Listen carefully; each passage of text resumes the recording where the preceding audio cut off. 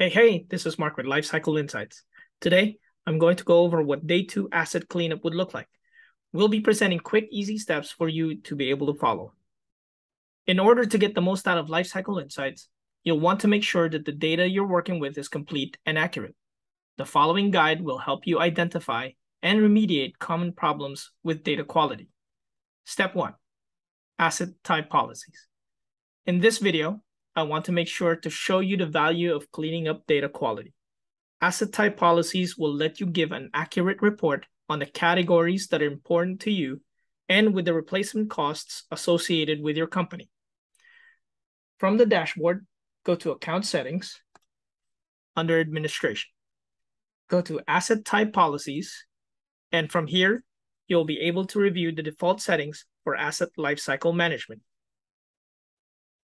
In this section, you can set the price that you want to show on the client's budget for the default replacement class for each asset type.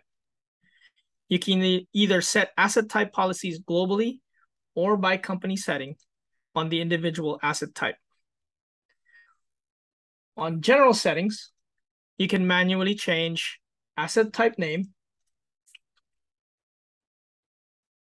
replacement cost, default lifespan in months,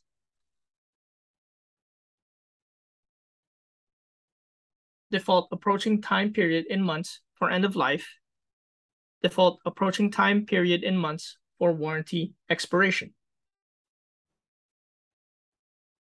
As you can see, it changed on the global setting and will change on the company setting as well. The column labeled approaching time period end of life in months represents the remaining number of months in the life cycle of a device when its color changes the green to yellow on the asset list. The column labeled approaching time period warranty in months represents the remaining number of months in a warranty of a device when its color changes from green to yellow on the asset list.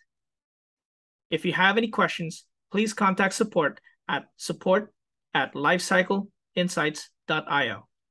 Congratulations, we have just completed step 1 of our asset cleanup. The next step is asset mapping. I'll see you there, and happy life cycling.